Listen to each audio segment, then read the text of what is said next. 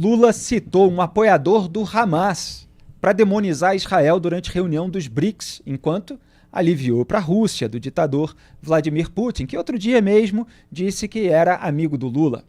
Nesse vídeo, que eu editei em ordem cronológica, eu mostro como o presidente da Turquia, Erdogan, defende o grupo terrorista Hamas e se reúne com os seus líderes, enquanto recebe afagos de Lula.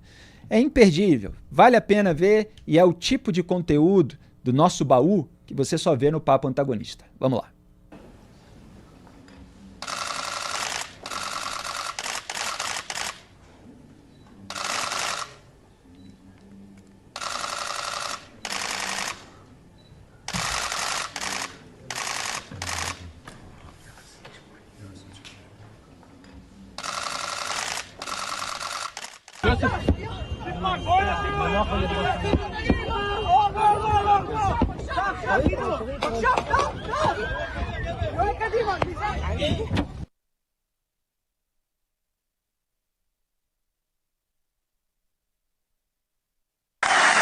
Ve Hamas bir terör örgütü değil, topraklarını ve vatandaşlarını koruma mücadelesi veren, evet, bir kurtuluş ve bir mücahitler grubu. Hemen herkesin Hamas'a terör örgütü yaftası vurmak için yarıştığı bir dönemde biz buna açıkça itiraz ettik.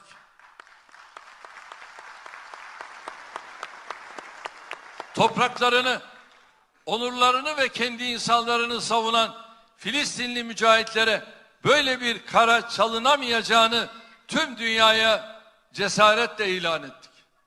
Kimse bize kalkıp da Hamas için terör örgütü ifadesini kullandırtamaz. Ve Hamas'ın liderleriyle çok açık, net, her şeyi rahatlıkla konuşup onların arkasında dimdik duran bir ülke Türkiye.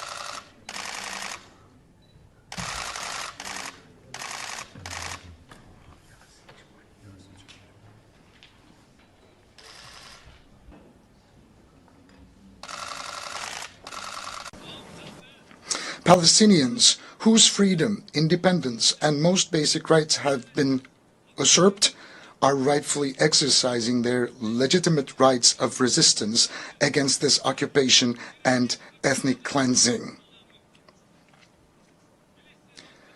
The just resistance of the Palestinian people against the occupiers of their land is too noble. It's honorable and legitimate. Excelentíssimo presidente Vladimir Putin, eu quero lhe dar os parabéns por essa exitosa reunião dos BRICS que está sendo realizada nesses dias. É uma vida de paz, sem armas, que vitima inocentes. Como disse o presidente Erdogan na Assembleia Geral da ONU, Gaza se tornou o maior cemitério de crianças e mulheres do mundo. Essa insensatez agora se alastra para a Cisjordânia e para o Líbano. Evitar uma escalada e iniciar negociações de paz também é crucial no conflito entre Ucrânia e Rússia. No momento em que enfrentamos duas guerras com potencial de se tornarem globais, é fundamental resgatar nossa capacidade de trabalhar juntos em prol de objetivos comuns. Muito obrigado, presidente Putin, e muito obrigado aos companheiros que estão em Kazan. Como disse o presidente Erdogan,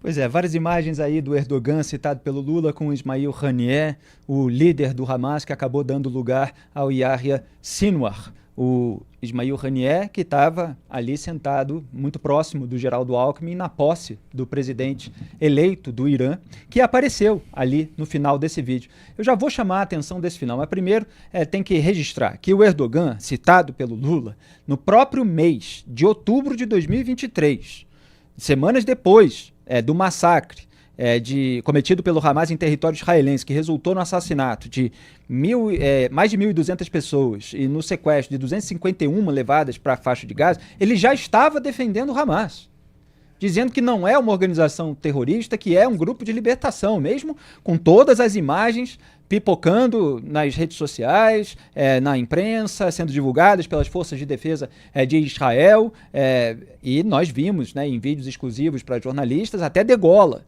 de israelenses por parte dos terroristas que invadiram o país. Imagens deles matando mocinhas que estavam dançando num sábado de sol, numa manhã de sábado, na festa de música eletrônica, eles invadindo os kibbutz, queimando casas, assassinando as pessoas, até os cachorros. Tem uma cena do filme que não me sai da cabeça, o terrorista entrando no kibbutz, aí por aquele passeio ali do condomínio, vem um cachorro correndo e ele metralha o cachorro. Então, imagens que marcaram aí toda uma época e que não comoveram o presidente da Turquia, Erdogan, que tem lado, é o lado do grupo terrorista Hamas.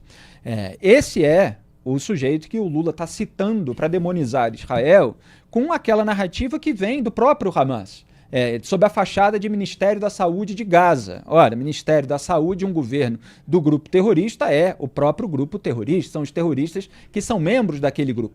O Lula cansou de usar os dados do Hamas, nós mostramos muitas vezes isso no Papo Antagonista, e agora ele cita as narrativas de um dos seus mais notórios apoiadores, como vocês viram em diversos vídeos, de diversos discursos, não só na ONU, mas no próprio parlamento turco, em outros eventos internacionais.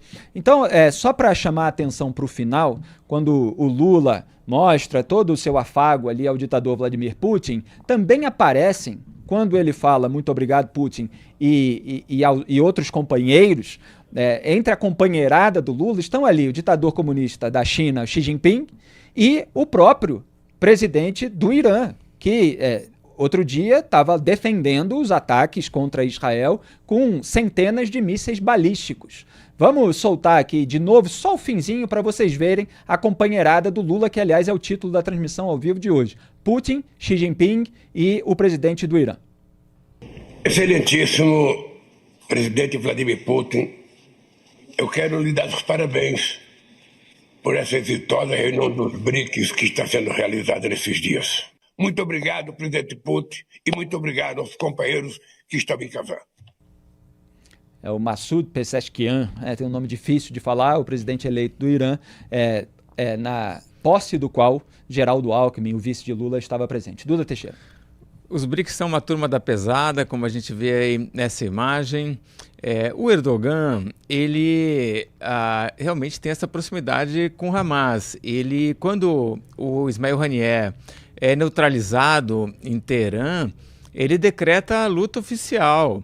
As bandeiras da Turquia ficam a meio mastro em todos os edifícios públicos, nas embaixadas do mundo inteiro. O que aconteceu horas depois da cerimônia de posse do presidente eleito do Irã com a presença do Alckmin. O Ismail Haniyeh foi eliminado ali onde ele se hospedava em Teherã, justamente quando voltou para o hotel, a pousada, depois da cerimônia. O Erdogan até chama o Haniyeh de mártir, né? E o Erdogan também ele permitiu que o Hamas tivesse um escritório em Ankara, que é a capital da Turquia. Ali os líderes, né, dos terroristas podiam trabalhar normalmente, recrutar terroristas também para irem lá para a faixa de Gaza, para a Cisjordânia, movimentar dinheiro, recebiam passaportes turcos para poder viajar de um país para o outro. Então, era para tomar total distância do Erdogan. Aliás, eu lembro também que a Janja tinha sido convidada para um evento na Turquia e por pouco não viajou, né? Então, realmente, essa proximidade da Turquia com o Hamas é uma coisa que a gente não deveria entrar no meio e tomar distância. Aliás, a Turquia é um dos exemplos mais detalhados e esmiuçados pela historiadora americana Anne Applebaum, que tem, evidentemente, as suas posições políticas, tem um posicionamento bastante anti-Donald Trump nos Estados Unidos. Cada um, evidentemente, faz o seu juízo. No entanto, ela tem uma obra ali sobre como as democracias vão se transformando em regimes autocráticos. E ela aponta em detalhes o que vai acontecendo lá no governo do Erdogan, no livro Crepúsculo da Democracia, entre outras obras. Recentemente ela lançou o Autocracy Inc., né? Então, ele é um desses... um desses políticos que são eleitos no regime democrático e vão solapando essas ferramentas por dentro, instrumentalizando politicamente, tomando posse de todos os controles, mas ainda, né, Duda Teixeira, não se pode considerar uma ditadura total, porque ele eventualmente pode perder uma eleição, embora não seja fácil. O pessoal diz na Turquia que as eleições, elas são... limpas, mas não são justas, né? Então, assim, ainda tem uma chance dele perder uma eleição, mas é muito difícil porque ele domina tudo ali, a propaganda só oficial. E, Duda Teixeira, ainda sobre a pauta anterior, queria comentar aqui o que eu sempre lembro, que o Lula, ele é uma figura secundária, o Brasil não tem uma grande relevância no debate mundial entre as nações democráticas. Então me parece que ele sempre prefere ficar alinhado a essa turma autocrática, autoritária, e ter ali, vamos dizer assim, alguma projeção dentro desse grupo, que hoje está muito simbolizado pelos BRICS, do que ser coadjuvante no mundo democrático. E já escrevi muitos artigos sobre isso. Para você entrar nos organismos internacionais dos países democráticos, você tem que fazer os seus deveres de casa. Então, a gente viu até a dificuldade da Ucrânia antes dessa guerra de entrar para a OTAN, porque tinha que fazer dever de casa, de combater corrupção dentro do país, uma série de questões que vinham sendo apontadas não só para a Ucrânia, mas para vários outros postulantes. O Brasil também tem que passar por esse tipo de constrangimento para entrar na OCDE, por exemplo. Então você não pode ter um país onde a corrupção graça, onde a impunidade está aí para todo mundo. Você tem que ter uma série de medidas que os governos do PT nunca quiseram implementar. Então é muito mais fácil você se alinhar a esses ditadores porque eles não cobram dever de casa algum. O país deles, em geral, é o exemplo de corrupção, de impunidade, de instrumentalização política, de falta de autonomia das instituições, dos órgãos de fiscalização e controle. Então Lula se sente mais à vontade nisso que o Netanyahu muitas vezes chama de eixo do mal. A entrada do Brasil na OCDE foi totalmente deixada de lado no governo Lula. Isso faria um benefício, traria um enorme benefício para o Brasil, porque realmente teria que combater a corrupção, há várias exigências ali em relação à independência do judiciário, normalização de regras de logística, de exportação, importação. Então seria ótimo, né? O Brasil só teria a ganhar. Só que é isso, como você falou, o Brasil acabaria sendo um pouco coadjuvante, porque você faz a lição de casa e vira mais uma democracia no mundo. O Lula, ele acaba servindo muito mais ao ego dele quando ele é bajulado por esses ditadores, né, da China, da Rússia, do Irã, porque ele viaja, aí não consegue viajar, faz videoconferência. Como ele acaba sendo um incômodo para o mundo democrático, ele vira notícia por causa disso. E aí nisso ele acha que ele está ganhando algum poder, alguma projeção, alguma influência. Exatamente. Quando, na verdade, o mundo democrático só está desprezando o Lula cada vez mais. E vamos lembrar que nem a autonomia do Banco Central no Brasil ele aceita de bom grado. Ele morre de saudade do tempo que ele podia demitir o presidente do Banco Central.